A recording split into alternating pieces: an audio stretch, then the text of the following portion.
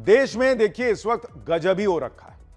Cockroach party वाले चाहते हैं वो जहां जाएं, जहां चाहे वहां घुस जाएं, उन्हें कोई ना रोके ना टोके, वो जहां मन चाहे वहां चले जाएं। उधर राहुल गांधी चाहते हैं वो जैसा वो चाहते हैं वैसा ही हो। वो कभी पीएम के घर के बाहर धरना देने लगते हैं, कभी थाने में जाकर धरने पर बैठ जाते हैं। राहुल गांधी ने आज दिल्ली में दिन भर लाइट, कैमरा और एक्शन वाली पॉलिटिक्स की।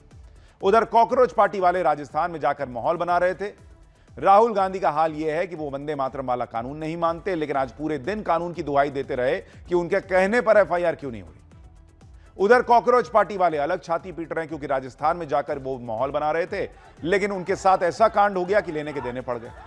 कॉकरोच पार्टी वाले आजकल सरकारी स्कूलों के मुद्दे पर बीजेपी शासित राज्यों में जगह जगह बवाल कर रहे हैं। स्कूलों में बिना परमिशन घुस जा रहे हैं, लेकिन राजस्थान में एक जगह पर इन्हें ऐसा दौड़ाया गांव वालों ने कि उल्टे पांव वहां से भागना पड़ा। वहां गांव वालों ने इनकी ऐसी क्लास लगा दी कि सारी नेतागिरी निकल गई। इनकी इस नेतागिरी पर सवाल भी हैं, क्योंकि इनका सारा एक्टिविज्म उन्हीं जगहों पर चल रहा है जहां इंडी गठबंधन की सरकार नहीं है। झारखंड जाने में इनको बुखार आ जाता है, पंजाब की तो ये बात तक नहीं करते, लेकिन उन राज्यों में तुरंत पहुंच जाते हैं जहां से इन्हें मोदी विरोध का एजेंडा दिख जाए। आज आपको बताऊंगा कि इसी चक्कर में कैसे कॉकरोच पार्टी वाले दौड़ा दिए गए, वहां असल में हुआ क्या, अब वो किसको अल्टीमेटम दे रहे हैं, राहुल गांधी और कॉकरोच पार्टी वाले क्या कर रहे हैं, और इधर मोदी शाह ने आज कौन से बड़े फैसले निपटा दिए हैं, ये सब आपको बताऊं। उससे पहले इस पूरी खबर की एक झलक देखिए।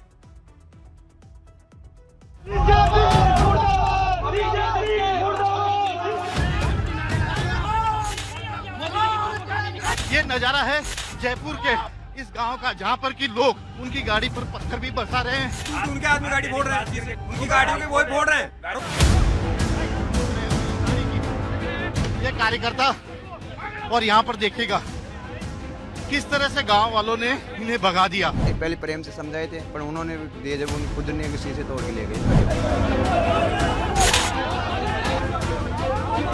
48 घंटे का समय दे रहे हैं, ये सारे गुंडे अरेस्ट होने चाहिए। राहुल गांधी खुद को सुर्खियों में जिंदा रखने के लिए ये कैमरा जीवी ड्रामा कर रहे हैं। वो वाले भी चाहते थे एफआईआर करना, बट ऊपर से न्याय की ब्रेक लगी हुई है।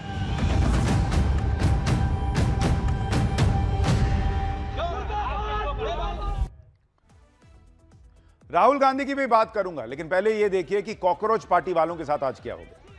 पीएम मोदी को घेरने निकले कॉकरोच पार्टी वालों के साथ आज गजब कांड हुआ। दरअसल कॉकरोच पार्टी वाले जंतर मंतर के बाद नया माहौल बनाने का मौका तलाश रहे हैं, जिसके लिए उन्होंने स्कूल ठीक करो अभियान छेड़ा हुआ है।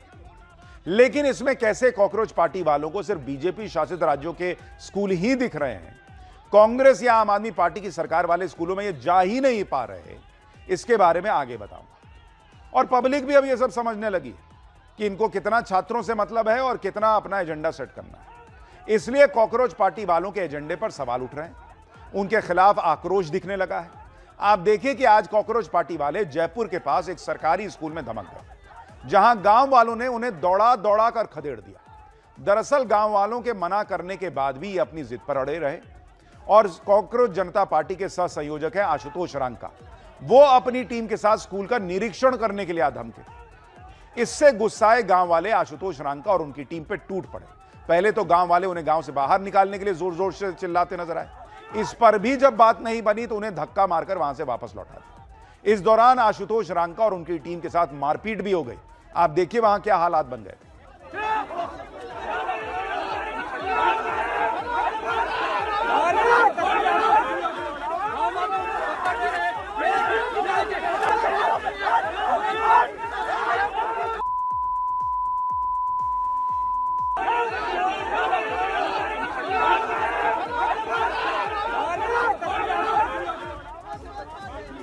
तो ये जो बीच में आपको शख्स दिख रहा है जिसको लोग पीछे से मार रहे हैं, ये आशुतोष रांका है, और इन्हें घेर कर इस तरह से गांव वाले नाराज थे तो उन्होंने दौड़ा भी दिया, पीट भी दिया।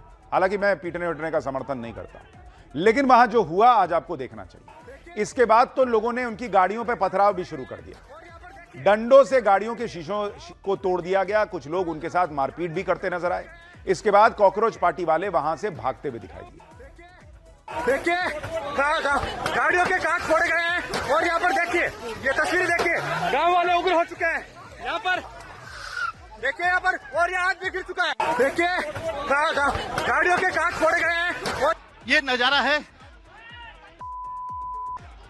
इस गांव का, जहां पर कि लोग उनकी गाड़ी पर पत्थर भी बरसा रहे हैं, उन्हें भगवा रहे हैं, और ये गाड़ी की क्या कांच तोड़ दिया गया है ये देखिएगा। और ये सभी कार्यकर्ता है जो यहाँ पर स्कूल की दुर्दशा को दिखाने आए थे।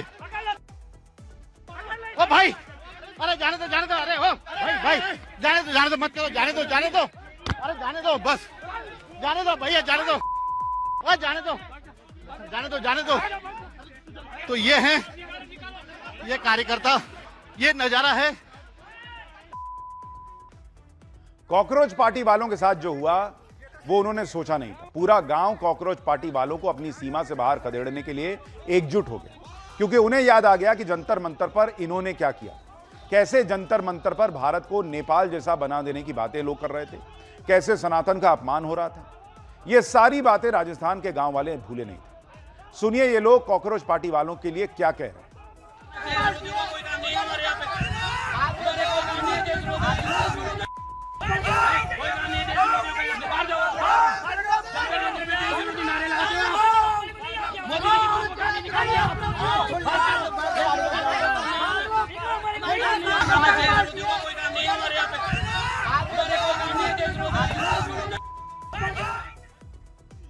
कॉकरोच पार्टी वालों ने अपने साथ हुई मारपीट का जिम्मेदार बीजेपी को बता दिया और आरोप लगाया कि गांव वालों ने न सिर्फ उनके साथ मारपीट की बल्कि उनकी गाड़ियों में तोड़फोड़ भी की। वहीं गांव वालों का कहना है कि न तो उनका बीजेपी से कोई लेना देना है, न ही गांव वालों ने कॉकरोच पार्टी वालों की गाड़ियों में किसी तरह की तोड़फोड़ की। गांव वाले आरोप लगा रहे हैं कि उनको बदनाम करने के लिए कॉकरोच पार्टी वालों ने खुद ही अपनी गाड़ियों के शीशे तोड़वा लिए। गाड़ियां तो गांव से बहुत दूर खड़ी थी। सुनिए वहां क्या बता रहे हैं लोग। आए थे जो बसों के तबेलों में स्कूल चल रही थी, उसको ठीक करवाने के लिए, उसका विजिट करवाने के लिए यहाँ आए थे। यहाँ बीजेपी के और आरएसएस के गुंडे पहले से थे। उन्होंने लाठियों से मारा है, धक्का दे करके मारा है, पत्थरों से मारा है, और मेरे साथ में धक्का दे करके गिराया, लाठियों से मारा, जिससे ये हाथ गया और ये इधर लगी। दर्द बहुत ज़्यादा हो रहा है। ये आज की जो समस्या है ना, ये हमने पहले अवगत करा दिया था मीडियम के माध्यम से। भाई यहाँ कोई नहीं आए, छोटे छोटे बच्चे हमारे, लेडीज हैं, स्कूल जा रहे हैं, और बीच में सीजेपी वाले इसमें कूद गए मैटर में। तो आपने पीट डाला? हमने नहीं पीटा, उन्हीं के गुंडे थे, उन्हीं के थे। जब उनको 8 बजे अवगत करा दिया, गाली गलौज की है, हमारी औरतों से गाली गलौज की है। जब उन्होंने खुद ने हाथापाई की, हमने कोई हाथापाई नहीं की उनसे। उनकी गाड़ी के शीशे हम क्यों फोड़ेंगे? गाड़ियां तो बहुत दूर थी, उनके आदमी गाड़ी फोड़ रहे हैं, उनकी गाड़ियों के वो फोड़ रहे हैं, वो खुद गाली गलौज कर रहे हैं। दरअसल गांव वाले आरोप लगा रहे हैं कि 8 बजे सुबह कॉकरोच पार्टी के कुछ लोग आए थे, तभी उनको कह दिया गया था कि गांव में मत आइए, हमें आपके मदद की कोई जरूरत नहीं। उसके बावजूद आशुतोष रांका वहां पर पहुंचे और गांव वाले आरोप लगा रहे हैं कि गाड़ियां दूर खड़ी थी। ये जो गाड़ी फोड़ते लोग दिख रहे हैं, ये आशुतोष रांका के ही लोग हैं। ये गांव वालों का आरोप है। कॉकरोच पार्टी वालों के साथ जिस तरह मारपीट हुई, उनकी गाड़ियां तोड़ी गई, उसे किसी भी हाल में सही नहीं ठहराया जा सकता। लेकिन गांव वालों का कहना है कि जिस तरह जंतर मंतर में सीजेपी के प्रोटेस्ट के दौरान देश विरोधी नारेबाजी हुई थी, वो भी इस सारे बवाल की वजह हो सकती है। गांव वालों ने मारपीट और गाड़ियों में हुए पथराव में अपना हाथ होने से साफ इनकार किया। कुछ और गांव वालों को सुनिए वो क्या बता रहे हैं। उनकी गाड़ियों को किसी से वो खुद ने तोड़ लिए, ग्रामीणों के इल्जाम लगाने के लिए। लेकिन वो हमने जो दिल्ली में देखा उनका प्रोटेक्ट और जो देश विरोधी नारे लगाया था, हमारे तो वही कैटेगरी है, हम उनको अंदर नहीं। सर यार ये लेके आए सारे, कम से कम 200-250 आदमी आए। हमने मारपीट नहीं की उनके साथ में, उनकी गाड़ी हमने नहीं, बिल्कुल नहीं। पहले प्रेम से समझाए थे, पर उन्होंने दिए जब उन खुद ने शीशे तोड़ के ले गए गाड़ी। हम दूसरी पार्टी को, कांग्रेस और बीजेपी के खिलाफ किसी को नहीं दस नहीं देंगे। यहाँ पर हम पूरा ही गाँव हमारा कांग्रेस और बीजेपी है, टेढ़ से। कोई स्कूल सुधारने के लिए नहीं आ रहे, वो ओनली अपनी जड़ें जमाने के लिए आ रहे हैं, अपनी राजनीति चमकाने के लिए आ रहे हैं, और उनका कोई उद्देश्य नहीं है। हमारे यहाँ पर स्कूल के लिए फंड जारी हो चुका है, बस कुछ ही दिनों में वो धरातल पे भी उतर जाएगा। हमने सीजेपी के विरोध इसलिए किया है कि वो देश विरोधी पार्टी है, और इस देश विरोधी पार्टी को हम हमारे गाँव में घुसने नहीं देंगे। तो लोगों के अंदर जंतर मंतर प्रोटेस्ट के दौरान जिस तरह की चीजें हुई, उसको लेकर भी गुस्सा है। जयपुर के गांव में बने सरकारी स्कूल में कॉकरोच पार्टी वालों के पहुंचने पर बवाल क्यों हुआ, यह भी समझिए। दरअसल 17 अगस्त को शिक्षा विभाग ने राजस्थान के सरकारी स्कूलों में मीडिया और बाहरी लोगों की एंट्री पर पाबंदी लगाई। हालांकि सरकार ने बाद में मीडिया पर पाबंदी लगाए जाने से इनकार किया। 20 अगस्त को सीजेपी वालों ने जयपुर के पास 2 सरकारी स्कूलों के निरीक्षण का ऐलान कर दिया। आज सुबह 8 बजे सीजेपी के 4 कार्यकर्ता जयपुर के पास रामपुर गांव में पहुंचे। ग्रामीणों ने उनको भगा दिया कि नहीं जरूरत है, तुम जाओ यहां से। इसके बाद भी सीजेपी के प्रवक्ता आशुतोष रांका बड़ी संख्या में अपने समर्थकों के साथ फिर से स्कूल का निरीक्षण करने पहुंच गए। इससे गांव वालों का गुस्सा फूट पड़ा और उन्होंने कॉकरोच पार्टी वालों को खदेड़ने के लिए नारेबाजी शुरू कर दी और देखते ही देखते वहां माहौल हाथ से बाहर चला गया। नौबत हाथापाई और पथराव तक पहुंच गई। गांव में हुए विरोध और पिटाई के लिए आशुतोष रांका ने सीधे सीधे राजस्थान के शिक्षा मंत्री मदन दिलावर को जिम्मेदार ठहरा दिया। आरोप लगाया कि उनके कहने पर ही गांव में कॉकरोच पार्टी के लोगों पर हमला हुआ है। आशुतोष रांका ने ऐलान कर दिया कि अगर 48 घंटे में गुंडागर्दी करने वाले गिरफ्तार नहीं हुए तो और बड़ा आंदोलन किया जाएगा और वो इस्तीफा भी मांगने लगे शिक्षा मंत्री का। सुनिए एक बार उनको। ये सब कुछ मदन दिलावर के कहने पर हुआ है। हमारे वॉलेंटियर्स के हाथ तोड़े गए हैं, ट्यूब में ये लोग पत्थर निकाल कर बैठे थे। गाड़ियों के शीशे आप देख सकते हैं, गाड़ियों के शीशे फोड़े गए हैं, पत्थरबाजी हुई है। हमारी महिलाओं पे बुजुर्गों ने पत्थर मारे हैं, उनसे गुंडागर्दी की है, उनके फोन तोड़े हैं, हमारे वॉलंटियर्स के हाथ तोड़े गए हैं। पूरी तरह से सुनियोजित था। ये मदन दिलावर के कहने पर हुआ है। 48 घंटे का समय दे रहे हैं, ये सारे गुंडे अरेस्ट होने चाहिए और आप ऑर्डर विड्रॉ कीजिए, नहीं तो अभी आंदोलन शिक्षा से बढ़कर मदन दिलावर पे जाएगा। 48 घंटे का समय है, हम तुम्हारी गुंडागर्दी से डरने वाले लोग नहीं है। शर्म आनी चाहिए तुम लोगों को। भैंसों के तबेले में स्कूल चल रहा है। 1 साल पहले भी मैं इस स्कूल जाके आया था, तब भी ये स्कूल भैंसों के तबेले में था और आज भी भैंसों के तबेले में है। हम स्कूल ठीक कराना चाह रहे हैं, लेकिन तुमने जिस तरह की गुंडागर्दी की है, तुम्हें शर्म आनी चाहिए। आशुतोष रांका कह रहे हैं कि शिक्षा मंत्री जो हैं वो 48 घंटे में उनके साथ जो वो अल्टीमेटम दे रहे हैं कि भाई एक्शन हो जाना चाहिए, नहीं तो फिर देखिए क्या होगा, बड़ा आंदोलन होगा। लेकिन कॉकरोच जनता पार्टी की एक खासियत है, एक तो वो बीजेपी शासित राज्यों में ही स्कूल ठीक कराने जाते हैं, झारखंड नहीं जा पाते, छात्रों के बड़े आंदोलन में भी, या फिर दिल्ली पंजाब ऐसी जगहों पर नहीं जा पाते। और दूसरी बड़ी बात कि वो अपने आप से ये पहचान लेते हैं कि जंतर मंतर पर पुलिस को पीटने वाले लोग बीजेपी के गुंडे थे, मीडिया की लिंचिंग करने वाले बीजेपी के गुंडे थे, यहां उनके साथ जो हुआ वो बीजेपी के गुंडों ने किया। इनको सब पता चल जाता है। इनको यह भी पता चल जाता है कि शिक्षा मंत्री ने कहा था कि तुम जाके ये कर लो। भाई सब तुमको पता ही था तो फिर वहां गए क्यों? पुलिस लेके जाते। जयपुर में कॉकरोच पार्टी के कार्यकर्ताओं में पर हमला हुआ, उनकी पिटाई हुई तो पूरा इकोसिस्टम एक्टिव हुआ। कॉकरोच पार्टी के फाउंडर अभिजीत दीपके ने जयपुर को जंतर मंतर बनाने की धमकी दे डाली। सुनिए इनकी भी धमकी। 48 आवर्स के अंदर उस स्कूल को ठीक कराने का काम शुरू नहीं किया जाता है, उन गुंडों को अरेस्ट नहीं किया जाता है, तो मैं खुद जयपुर आऊँगा और स्कूल के सामने बैठा रहूँगा जब तक स्कूल को ठीक कराने का काम शुरू नहीं किया जाता है। और आप सभी लोगों से भी मैं रिक्वेस्ट करता हूँ, अगर ये लोग हमारी बात नहीं मानते तो आप सभी लोग आइए जयपुर, और हम जयपुर में वैसे ही बैठेंगे जैसे हम जंतर मंतर पर बैठे हुए थे और पीछे नहीं हटेंगे। अब यह भी देखिए कि जयपुर के जिस स्कूल को लेकर यह बवाल हो रहा है, जिसको लेकर कॉकरोच पार्टी वाले आरोप लगा रहे हैं कि बच्चों को भैंसों के तबेले में पढ़ाया जा रहा है, उस स्कूल की सच्चाई क्या है। दरअसल जयपुर के पास रामपुरा गांव में सरकारी स्कूल की बिल्डिंग जर्जर हो चुकी है और बच्चों की सुरक्षा को देखते हुए फिलहाल स्कूल को बंद किया गया है। स्कूल को अस्थायी तौर पर करीब 50 मीटर दूर एक बाड़े में शिफ्ट किया गया। गांव वालों का कहना है कि 14 अगस्त को राज्य सरकार स्कूल की मरम्मत के लिए 12.5 लाख रुपए का फंड ऑलरेडी जारी कर चुकी है और जल्दी ही स्कूल की जर्जर हो चुकी इमारत की मरम्मत का काम शुरू हो जाएगा, जिसके बाद स्कूल को बाड़े से हटा लिया जाएगा। और गांव वाले खुद बता रहे हैं कि स्कूल तबेले में नहीं चल रहा है। सुनिए गांव वालों को। ये तबेला नहीं है। अच्छा क्या है आप? तबेला नहीं है। हाँ, ये शिक्षा विभाग ने हमारी स्कूल को ट्रांसफर कर दिया भीलवा। यहाँ से हमारे से 3 किलोमीटर पड़ती है, बीच में रेलवे ट्रैक है, हाईवे है। हाँ। इस वजह से ग्रामीणों ने व्यवस्था की है, तबेला नहीं है। हाँ ठीक है, ग्रामीणों ने हाँ व्यवस्था की है, भाई हमारे स्कूल यहाँ रहने दो। हम जब भी कोई फंड होगा सरकार से, या तो वो बनाए या हम गरीब ग्रामीण बनाएंगे। 14 अगस्त को फंड मिल गया हमारा। यानी गांव वाला कह रहे हैं कि अगर जर्जर था स्कूल तो एक दूसरे स्कूल में शिफ्ट करने की बात थी, लेकिन 3 किलोमीटर दूर था स्कूल, इसलिए गांव वालों ने वहां टेम्पररी व्यवस्था खुद की है और अब फंड मिल गया है तो स्कूल बन जाएगा। लेकिन कॉकरोच पार्टी वाले चुन चुनकर इस तरह से जो कर रहे हैं उसको लेकर लोगों में भी गुस्सा है। सिर्फ राजस्थान ही नहीं, अब जगह जगह इनका विरोध हो रहा है। बंगाल के पश्चिमी मेदिनीपुर जिले के घाटल इलाके की यह तस्वीर सोशल मीडिया पर वायरल हो रही है। वहां भी कॉकरोच पार्टी वाले जगह जगह स्कूलों के निरीक्षण के लिए पहुंच रहे हैं। दावा किया जा रहा है कि इसके विरोध में इलाके के 15,000 से ज्यादा लोग सड़क पर उतर गए और कॉकरोच पार्टी वालों को देश विरोधी बताते हुए उनके खिलाफ नारेबाजी की। यह वायरल हो रही है तस्वीर, यह वायरल दावा है।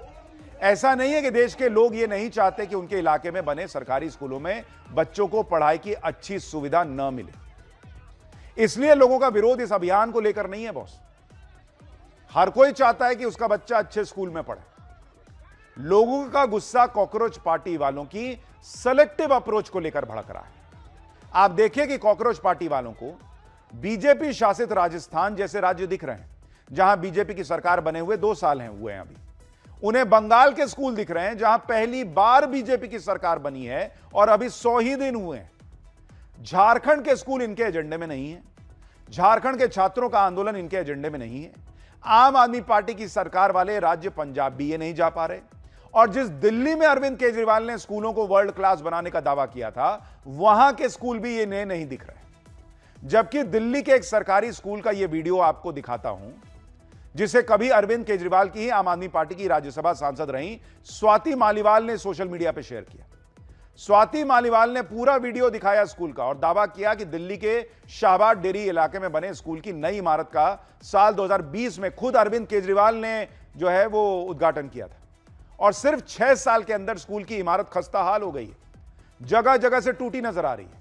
सवाल उठ रहा है कि कॉकरोच जनता पार्टी वालों के पास बंगाल जाने का समय है, राजस्थान जाने का समय है और दिल्ली में रहते हुए दिल्ली में स्कूल दिखाने का समय नहीं है। सुनिए जो वीडियो दिखाया है स्वाति मालीवाल ने उसके बारे में। जो स्कूल है इसमें 4 फ्लोर हैं, लेकिन लैंटर्न नहीं है। सीढ़ियों पे ये स्कूल बना हुआ है। 4 साल के अंदर अंदर ये स्कूल की कंडीशन ऐसी हो गई है कि ये डेंजरस घोषित हो चुका है और अब इसका डेमोलिशन होने वाला है।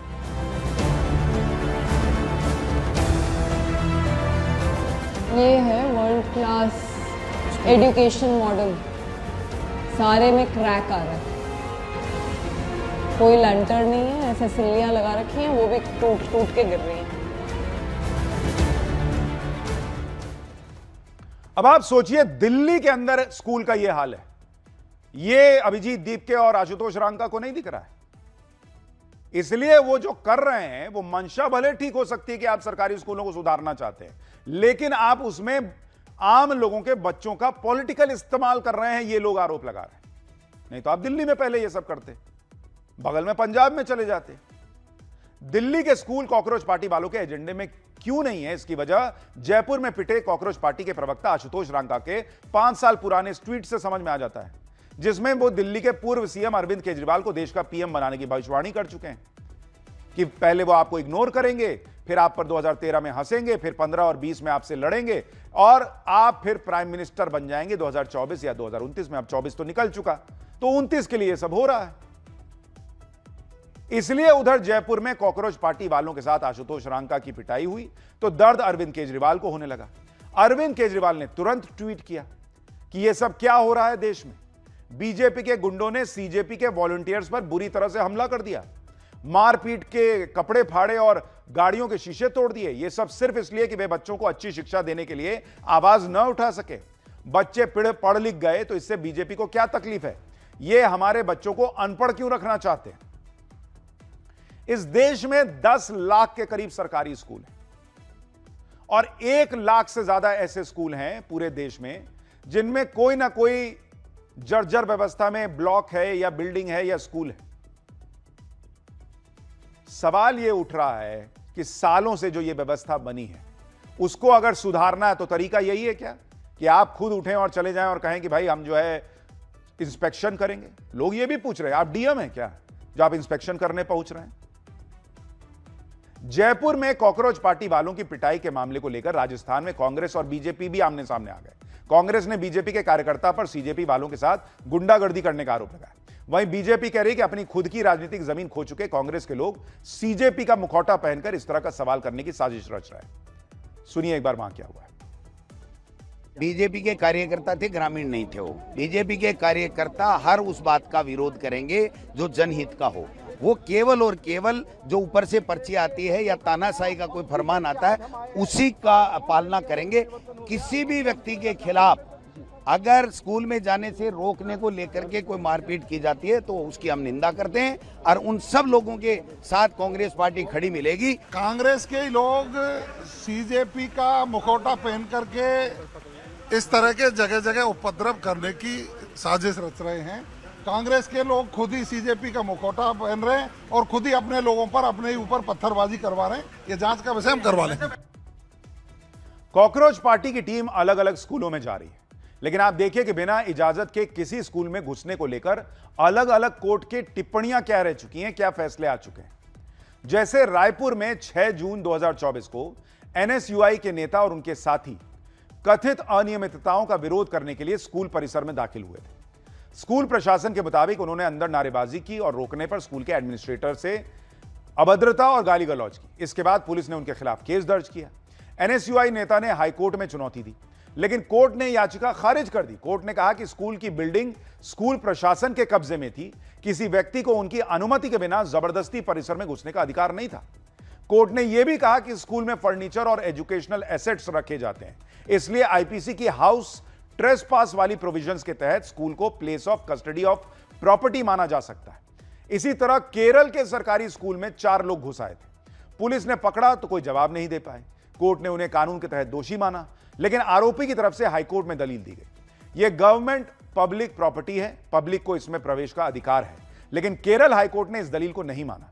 कोर्ट ने कहा कि यह मान लेना कि गवर्नमेंट या पब्लिक प्रॉपर्टी जो है उसके प्रेमाइसेस में कोई भी व्यक्ति अपनी मर्जी से प्रवेश कर सकता है, कानून के उद्देश्य को ही खत्म कर देगा। पब्लिक प्रॉपर्टी होने का मतलब अनरिस्ट्रिक्टेड पब्लिक एंट्री नहीं होता है। यानी कॉकरोच जनता पार्टी वाले जो कह रहे हैं कि नहीं वो स्कूल में जाएंगे, दिखाएंगे, कौन रोक सकता है, अदालतों के निर्णय हैं कि आप ऐसे ही स्कूल में नहीं घुस सकते। और कॉकरोच जनता पार्टी अगर वाकई सीरियस है लोगों के मुद्दे को लेकर, तो उन्हें ऐसे राज्यों में भी जाना चाहिए जहां ऑपोजिशन की सरकार है। वो ये ना करके अपने आप को एक्सपोज कर रहे हैं और उनका पॉलिटिकल एजेंडा दिखने लग गया है। इसलिए वो अच्छा काम भी कर रहे हैं तो उनका विरोध हो जा रहा है। और सरकारों को भी सोचना चाहिए कि भाई ये हालत इतने साल से इस देश में क्यों बनी हुई है। लेकिन आप देखिए कि जिस तरह कॉकरोच पार्टी वाले किसी भी स्कूल में घुस जा रहे हैं, कहीं भी पहुंच जा रहे हैं, ये जो स्टाइल है पॉलिटिक्स का, ये वही अरविंद केजरीवाल वाला स्टाइल, आपको याद होगा, एक्टिविस्ट वाला। एक्टिविस्ट से नेता बनने के दौर में अरविंद केजरीवाल भी इसी तरह बिजली के खंभे पर चढ़ जाते थे। कभी नरेंद्र मोदी को घेरने के लिए गुजरात मॉडल का निरीक्षण करने गुजरात के अस्पताल पहुंच जाते थे। सेम हाल आप देखिए, सेम अरविंद केजरीवाल कर चुके हैं। तो वही वाली स्क्रिप्ट है जो अरविंद केजरीवाल करते थे, आज की डेट में कॉकरोच जनता पार्टी वाले कर रहे हैं। अरविंद केजरीवाल देश की पॉलिटिक्स बदलने आए थे, ये सब करके लोगों को लगा था। अब कॉकरोच जनता पार्टी वाले कह रहे हैं कि हम यही करने आए, और सीजीपी के लोग ये कह रहे हैं कि हम तो जेनजी हैं इसलिए हम ये कर रहे हैं। लेकिन भाई आप जेनजी हो सकते हो या जेनजी के प्रतिनिधि हो सकते हो, लेकिन स्क्रिप्ट तो भाई केजरीवाल वाली लग रही है। इधर कॉकरोच पार्टी वाले हंगामा मचा रहे हैं, उधर राहुल गांधी ने आज गजब बवाल काट दिया। जो राहुल गांधी संसद के से पास कानून के मुताबिक वंदे मातरम तक को गाने को तैयार नहीं, वो आज कानून की दुहाई देकर इस बात पर अड़ गए कि 20 जुलाई को जंतर मंतर के प्रोटेस्ट के दौरान जो पैलेट गन चली थी उस मामले में एफआईआर दर्ज होनी चाहिए। इसी को लेकर राहुल गांधी आज पहले दिल्ली के मंदिर मार्ग पुलिस स्टेशन गए। उनके साथ पैलेट गन के कथित पीड़ित संजीव लोचब भी थे। राहुल गांधी ने जो शिकायत दी उसे दिल्ली पुलिस ने रिसीव कर लिया है। सूत्रों के मुताबिक दिल्ली पुलिस ने राहुल गांधी को यह बताया है कि मामले की जांच पहले से ही क्राइम ब्रांच के पास है। उनकी शिकायत को भी क्राइम ब्रांच के पास भेज दिया जाएगा। दिल्ली पुलिस के मुताबिक 20 जुलाई को दर्ज हुए सभी मामलों की जांच क्राइम ब्रांच कर रही है। इसके अलावा हिंसा से जुड़ी हुई सब एफआईआर और पूरा घटनाक्रम सुप्रीम कोर्ट के संज्ञान में पहले से है, जिसमें पैलेट गन से जुड़ा मामला भी शामिल है।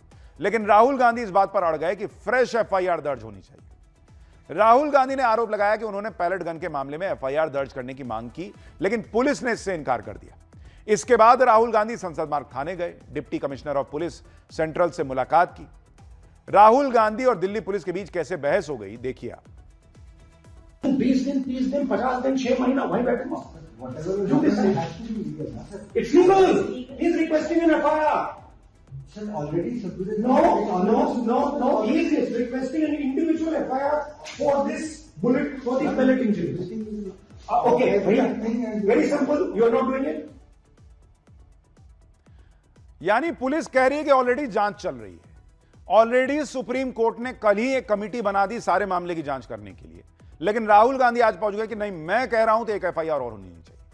जब बात नहीं बनी तो एफआईआर की मांग को लेकर राहुल गांधी संसद मार्ग पुलिस स्टेशन में धरने पर बैठ गए। प्रियंका वाड्रा भी उनके साथ वहां धरने पर बैठ गई। इस दौरान राहुल गांधी मीडिया को पैलेट गन चलने के सबूत दिखाने लगे, उस लड़के की मेडिकल रिपोर्ट दिखाने लगे, दावा किया कि इस लड़के के शरीर में 200 छर्रे हैं, इसकी आंख खराब हो जाएगी। दोपहर से शाम तक धरना देने के बाद यह खबर आई कि इस मामले में दिल्ली पुलिस ने एफआईआर दर्ज कर ली। इसे राहुल गांधी अपनी जीत बताते हुए आरोप लगाने लगे कि अमित शाह ने एफआईआर दर्ज करने होने पर रोक लगाई हुई थी। अमित शाह का प्रेशर था। सुनिए राहुल गांधी को।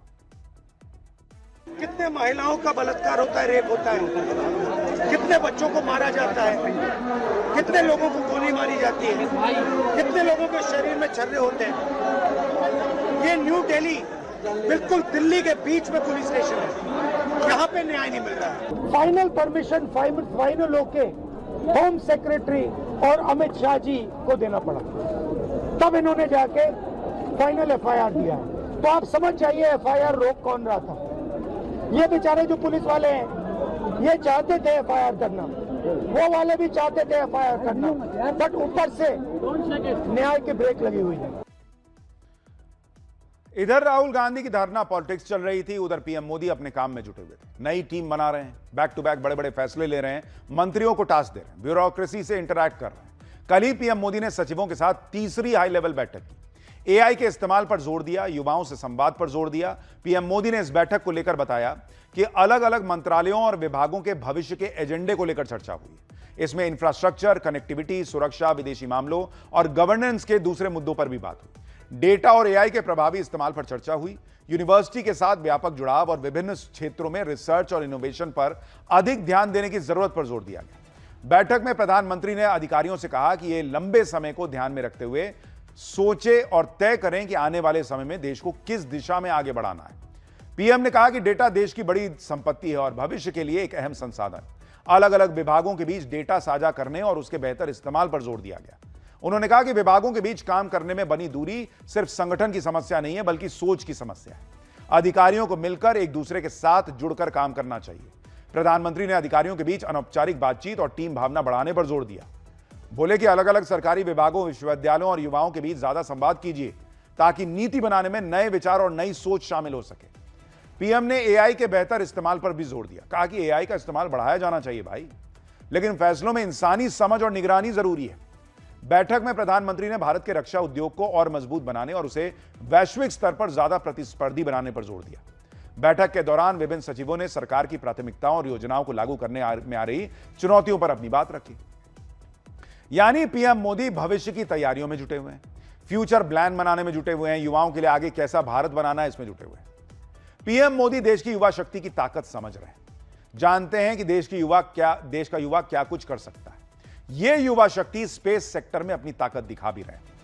पीएम मोदी ने स्पेस स्टार्टअप के सीईओ और फाउंडर से भी मुलाकात की। कहा कि स्पेस सेक्टर की युवा ऊर्जा से मिलकर बहुत अच्छा लगा। स्टार्टअप्स ने अपने काम के बारे में बेहतरीन प्रेजेंटेशन दिया।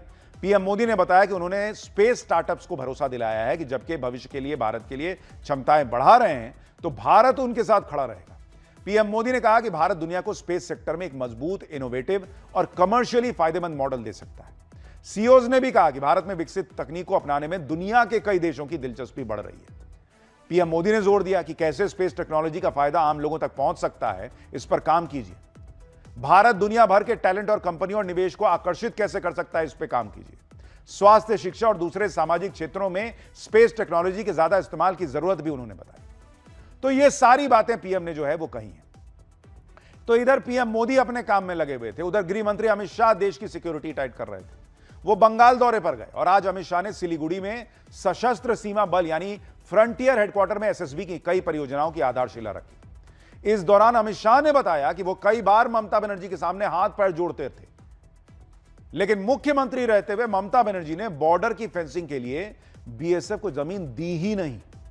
केंद्र सरकार 12 साल कहती रह गई, लेकिन ममता बनर्जी ने घुसपैठ रोकने में दिलचस्पी ही नहीं दिखाई। हालांकि यही काम आज बंगाल में बहुत तेजी से हो रहा है। गृह मंत्री ने कहा कि बंगाल में शुवेंदु अधिकारी की सरकार बनते ही 45 दिन के अंदर 1129 एकड़ जमीन बॉर्डर पर फेंसिंग के लिए अलॉट कर दी गई ऑलरेडी।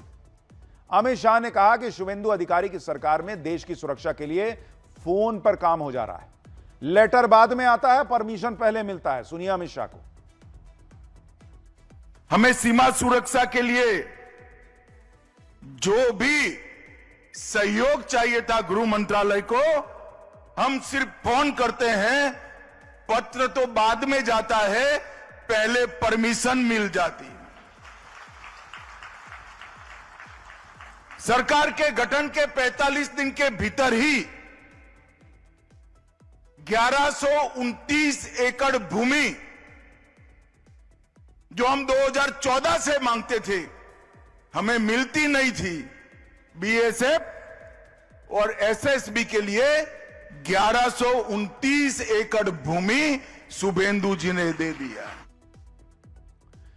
अमित शाह यह बताने का प्रयास कर रहे हैं कि देश की सुरक्षा के लिए जो काम होना है उसमें बंगाल में सरकार बदलते ही कितनी तेजी आ गई। पाठशाला में अब अगला अध्याय। एथेनॉल वाले पेट्रोल के चक्कर में चीनी महंगी हो गई है क्या? केजरीवाल कांग्रेस के मोदी विरोधी एजेंडे का सच क्या है? चीनी के बढ़ते दाम, सामने त्योहारों का सीजन, पीएम मोदी ने कौन सा बड़ा फैसला कर दिया? महंगी चीनी कब सस्ती होने वाली है? पर्दे के पीछे का पूरा गणित क्या है? अब इसका अध्याय देखिए। नरेंद्र मोदी के विरोध के चक्कर में एक इकोसिस्टम किस तरह से काम करता है वो आप चीनी पर मचे घमासान से समझ सकते हैं। चीनी की कीमतें बढ़ी, इन लोगों ने तुरंत मामले को उठाया और चीनी के बढ़े हुए रेट को एथेनॉल से जोड़कर मोदी विरोध का नया एजेंडा शुरू कर दिया। क्योंकि चीनी के रेट पिछले कुछ दिनों में तेजी से बढ़े, त्योहार का सीजन है, उसकी शुरुआत हो रही है, तो इंपैक्ट दिख रहा है। लेकिन इस बात को लेकर ऐसा नैरेटिव बनाया जा रहा है जैसे पेट्रोल में जो एथेनॉल मिलाया जा रहा है, जो गन्ने से लिया जा रहा है, उसकी वजह से चीनी का रेट बढ़ गया है। आज इसका पूरा सच आपको बताऊंगा कि एथेनॉल के चक्कर में आपके घर की चीनी महंगी हो रही है क्या? क्योंकि ये लोग पहले ही एथेनॉल वाले पेट्रोल का मुद्दा उठा रहे थे तो उसको चीनी से कनेक्ट कर दिए।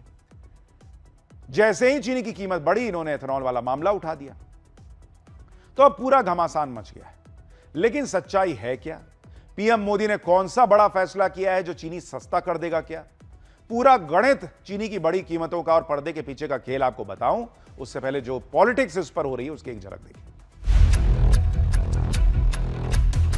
दोस्तों, ऐसे लगता है जैसे मोदी सरकार बिल्कुल अनपढ़ लोगों की सरकार है।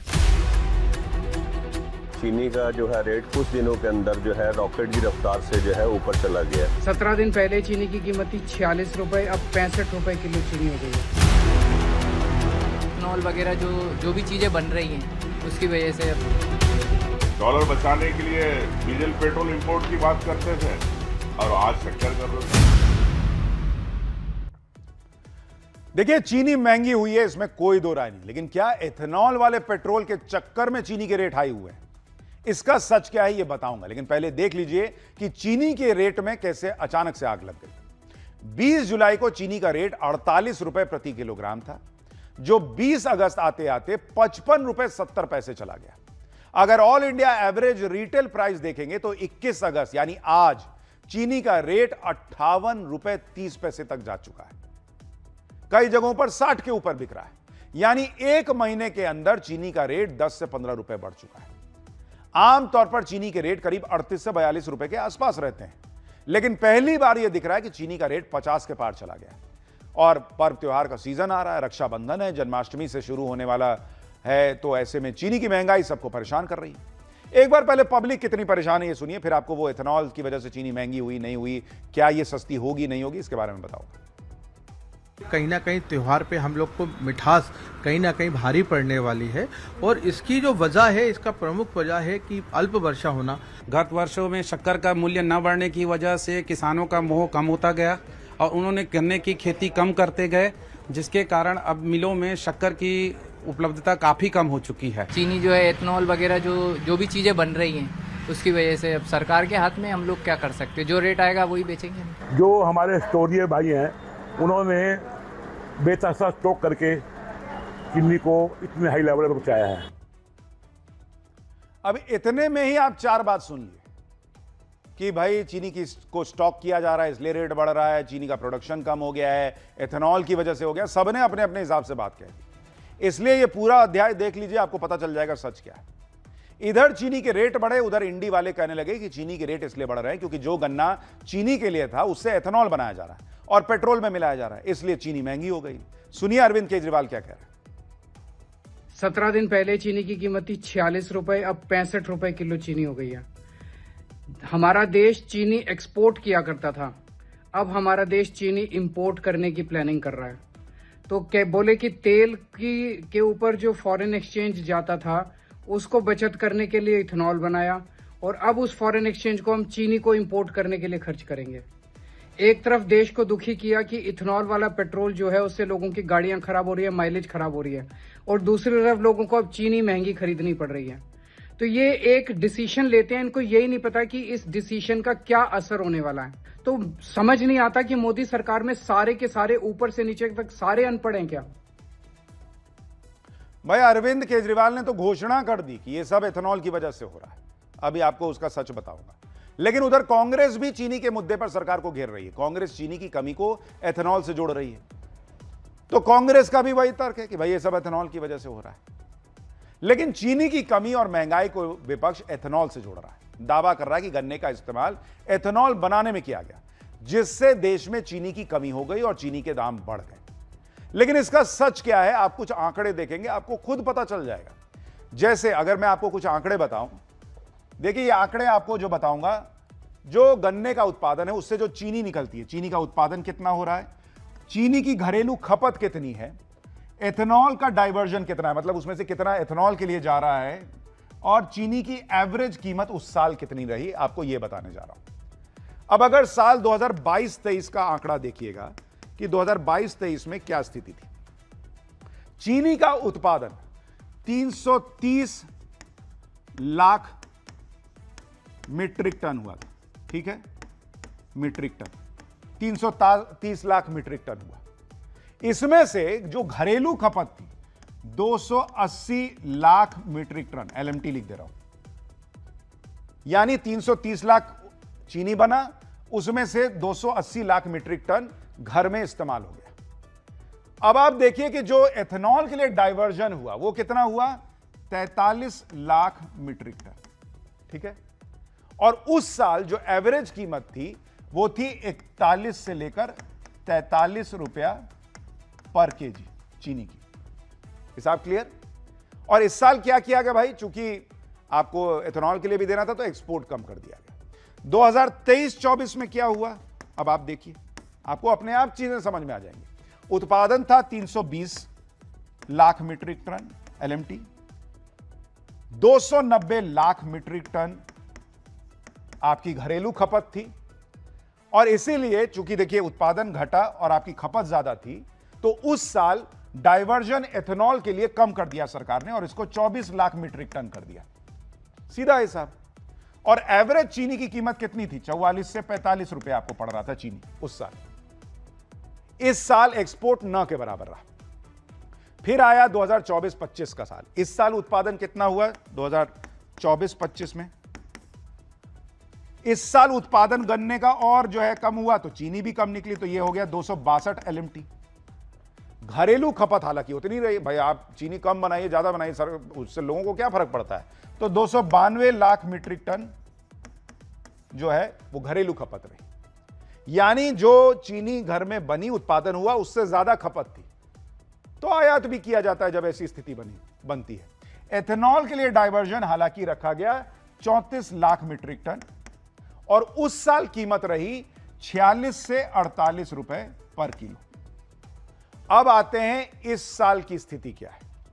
इस साल अगर आप देखेंगे जो अनुमान है 2025 और 26 के लिए, जो अनुमान है, पहले अनुमान था कि 343 लाख मीट्रिक टन का उत्पादन होगा, लेकिन अभी की स्थिति यह है कि वो आंकड़ा है 306 लाख मीट्रिक टन, और घरेलू खपत जो है वो 280 लाख मीट्रिक टन रहने की उम्मीद है। एवरेज आप वही देखिए 280-290 के बीच में चलता है हमारे खपत घर का। इसलिए अगर आप देखेंगे तो जो एथेनॉल का डाइवर्जन है वो है 33 लाख मीट्रिक टन। अब इसमें बड़ा बेसिक सा अगर आप एक कैलकुलेशन देखेंगे कि जब आपका पिछली बार उत्पादन कम था और लगभग 34 लाख मीट्रिक टन जो है वो आपने डाइवर्ट किया था एथेनॉल वाला पेट्रोल बनाने के लिए, तब भी 46-48 रुपए की चीनी मिल रही थी। इस बार तो उत्पादन ज्यादा है पिछले बार के मुकाबले, और आप देखिएगा डाइवर्जन लगभग उतना ही है जितना पिछली बार था। तो चीनी की कीमत जो है वो एथेनॉल की वजह से इस बार बढ़ रही हो, ये तो नहीं हो सकता। उत्पादन, खपत, डाइवर्जन लगभग एक रेशियो में चल रहा है और कीमत भी उसी रेशियो में चलती रह रही है। इसीलिए चीनी को लेकर एथेनॉल वाली जो बात कही जा रही है, एथेनॉल के नाम पर माहौल बनाने के लिए सब हो रहा है। चीनी की बढ़ी कीमत का एथेनॉल से कनेक्शन नहीं है। महंगी चीनी के लिए अगर एथेनॉल वजह नहीं है तो फिर वजह क्या है, सवाल यह है। इसे आप सरकार का एक्शन देखिएगा तो समझ में आ जाएगा। सरकार ने थोक चीनी उपभोक्ताओं पर स्टॉक रखने की सीमा लगा दी है। यह नियम 1 सितंबर 2026 से 30 नवंबर 2026 तक लागू रहेगा। 10 मीट्रिक टन से ज्यादा चीनी इस्तेमाल करने वाले लोगों पर यह नियम लागू होगा। ये लोग अधिकतम 15 दिन की खपत जितनी ही चीनी स्टॉक में रख सकते हैं। 1 अगस्त से 30 नवंबर 2026 तक चीनी कारोबारियों के लिए 400 टन की स्टॉक लिमिट लागू रहेगी। केंद्र और राज्य सरकार की टीमें चीनी मिलों में जाकर स्टॉक की जांच कर रही हैं। चीनी मिलों को 15 अक्टूबर से गन्ने की पेराई शुरू करने की सलाह दी गई है। अक्टूबर में चीनी उत्पादन 3-4 लाख टन से बढ़कर 10 लाख टन होने की उम्मीद है। यानी सरकार जो एक्शन ले रही है उससे तो यही दिख रहा है कि चीनी की जमाखोरी हो रही है। अब सवाल है, चीनी की जमाखोरी हो क्यों रही है? इसकी भी बड़ी वजह है, और वो वजह है जो मैंने आपको अभी बताया था कि अनुमान था कि 343 लाख मीट्रिक टन चीनी जो है वो उत्पादित हो जाएगा, लेकिन वो हो कितना रहा है? 306। ये बात जो है वो कई लोगों को समझ में आ गई कि भाई चीनी जो है वो कम हो रही है उम्मीद से। भारत में चीनी उत्पादन का जो सीजन होता है वो अक्टूबर से शुरू होकर अगले साल सितंबर में खत्म होता है। पिछले साल बारिश ज्यादा हुई थी जिसकी वजह से गन्ने की फसल पर असर पड़ा। इसके अलावा सबसे अधिक उत्पादन देने वाली गन्ने की एक किस्म है CO0238, इसमें भी बीमारी लग गई। इन दोनों वजहों से गन्ने के उत्पादन और उससे बनने वाली चीनी के रिकवरी रेट पर बहुत असर पड़ा। एक्सपर्ट्स बताते हैं कि 100 किलोग्राम गन्ने से 12 किलोग्राम के करीब चीनी निकलती है। इस वजह से चीनी के उत्पादन का जो अनुमान लगाया गया था उस अनुमान के मुताबिक उत्पादन हुआ ही नहीं। आमतौर पर चीनी का एंडिंग स्टॉक, यानी पूरे साल आपने जो खपत किया, एक्सपोर्ट किया, डाइवर्ट किया, सारी चीजें करने के बाद जो भंडार बचता है वो सफिशिएंट रहता है। लेकिन पिछले साल वो भी कम रहा क्योंकि प्रोडक्शन कम था, जो अभी मैंने आपको बोर्ड पर समझाया। इस तरह से जब चीनी के पिछले सीजन की शुरुआत हुई तो ओपनिंग स्टॉक भी कम था, उत्पादन अनुमान से कम हुआ। इन सारे फैक्टर्स को मिलाकर डिमांड के हिसाब से चीनी का स्टॉक कम रहा, जिसकी वजह से रेट बढ़ गए। कुछ जगहों पर जमाखोरी हुई जिसकी वजह से अभी अचानक से चीनी के दाम बढ़े। भाई एथेनॉल की वजह से होगा तो अचानक से एक सीजन आने पे बढ़ जाएगा। आप खुद सोचिए, डेटा भी सपोर्ट नहीं कर रहा है इसको, लेकिन लोगों ने क्लेम कर दिया कि सरकार को ही कुछ नहीं आता है। गन्ने की फसल प्रभावित होने के पीछे रेड रॉट और टॉप बोरर, ये 2 बीमारियां भी कारण बताई जा रही हैं। देखिए, रेड रॉट ऐसी बीमारी है जिसे गन्ने का कैंसर तक कहा जाता है। गन्ने में रेड रॉट यानी लाल सड़न रोग कोलेट्रोट्राइकम फॉल्केटम फफूंदी की वजह से होता है। इसमें गन्ने की पत्तियां नीचे से ऊपर की तरफ सूखती हैं, जिससे गन्ना मुरझा सकता है। गन्ने को चीरने पर अंदर का हिस्सा लाल रंग का दिखाई देता है। गन्ने के अंदर से खट्टी या शराब जैसी गंध आ सकती है। गंभीर अवस्था में गन्ने के अंदर का हिस्सा सड़ा हुआ मिलता है। जबकि टॉप बोरर की वजह से सफेद रंग वाली मादा पतंगा है। मादा पतंगा पत्तियों के निचले हिस्से में अंडे दे देती है। अंडों से निकले कीट पत्ती से होते हुए गन्ने के अंदर चले जाते हैं, जिससे गन्ने का बढ़ना प्रभावित हो जाता है। गन्ने की लंबाई और वजन भी कम हो जाता है। गन्ने से रस और उससे चीनी भी कम मात्रा में बनती है। तो ये 2 बड़ी बीमारियां भी वजह बताई जा रही हैं कि गन्ने का प्रोडक्शन इस बार कम हुआ। गन्ना कम हुआ तो चीनी का प्रोडक्शन कम हुआ, और फिर जमाखोरी की भी बात हो रही है। आप यह भी देखिए कि इस सीजन में चीनी का उत्पादन करीब 306 लाख टन रहने का अनुमान है, जबकि राज्यों ने शुरुआत में करीब 343 लाख टन उत्पादन का अनुमान लगाया था। गन्ने की फसल को रेड रॉट, टॉप बोरर जैसे और बारिश ने भी नुकसान पहुंचाया, और दुनिया में भी चीनी के उत्पादन में इस बार कमी आई। सप्लाई प्रभावित हुई। 2026-27 में वैश्विक स्तर पर करीब 33 लाख टन चीनी कमी का अनुमान है। सिर्फ भारत ही नहीं बल्कि दुनिया भर में चीनी के दाम बढ़ रहे हैं। इंटरनेशनल मार्केट में चीनी की कीमत 30 जून को $474 प्रति टन से बढ़ थी, जो 20 अगस्त आते आते बढ़कर $552 प्रति टन हो गई। यानी करीब 2 महीने के अंदर चीनी की कीमत 16% ग्लोबली बढ़ गई है, इंटरनेशनल मार्केट में बढ़ गई है। चीनी के उत्पादन की कमी के अनुमान के बाद भी सरकार को भरोसा है कि चीनी की कमी नहीं होने दी जाएगी। सरकार का कहना है कि देश में इतना चीनी का स्टॉक है कि अक्टूबर में जो पेराई का नया सीजन शुरू होगा तब तक घरेलू डिमांड को पूरा किया जा सकता है। चीनी की बढ़ती कीमतों पर कंट्रोल रहे और चीनी की कमी ना हो, इसके लिए सरकार और क्या कर रही है वो भी सुन लीजिए। आज ही सरकार ने चीनी की कमी दूर करने को लेकर बड़ा फैसला किया। सरकार ने विदेश से 10 लाख मीट्रिक टन चीनी मंगाने का फैसला किया है।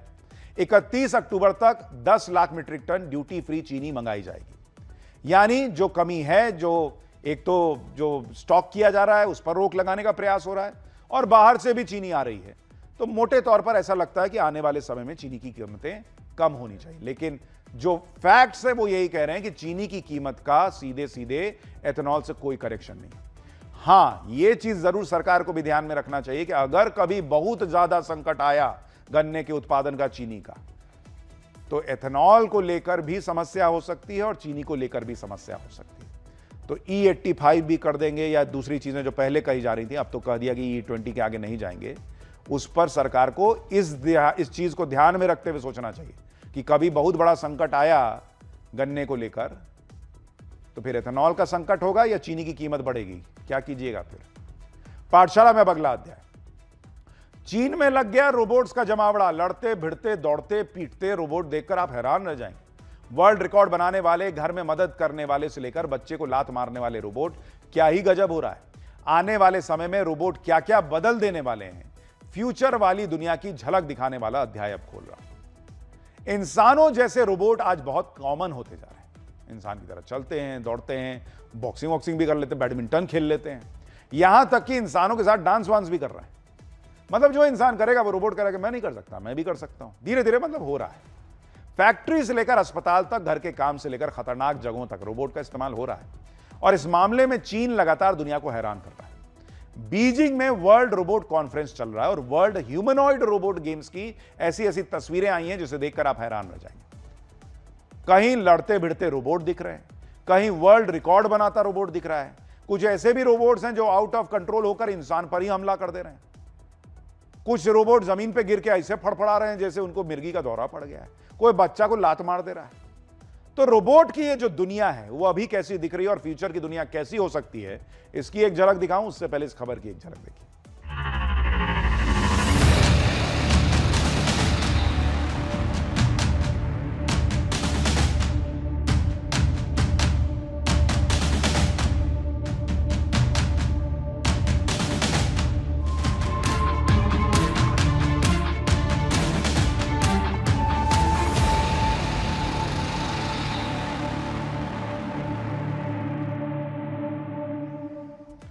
चीन में चल रहे वर्ल्ड ह्यूमनॉइड रोबोट गेम्स की तैयारियों के दौरान इंसानों की तरह दौड़ने वाला रोबोट इतनी तेज दौड़ा कि ब्रेक ही नहीं लगा पाया। भाई देखिए, जाकर धड़ से टकरा गया, सीधे सेफ्टी कुशन से जाके टकराया और रोबोट तेज रफ्तार में दौड़ रहा था, लेकिन समय पर रुक नहीं पाया और टक्कर के बाद उसकी कमर के हिस्से में शॉर्ट सर्किट हो गया। उसमें से चिंगारी निकलने लगी। इंसान होता तो स्लिप डिस्क हो जाता, लेकिन वो तो लब्ध भर गिर गया। देखिए कैसे गिरा।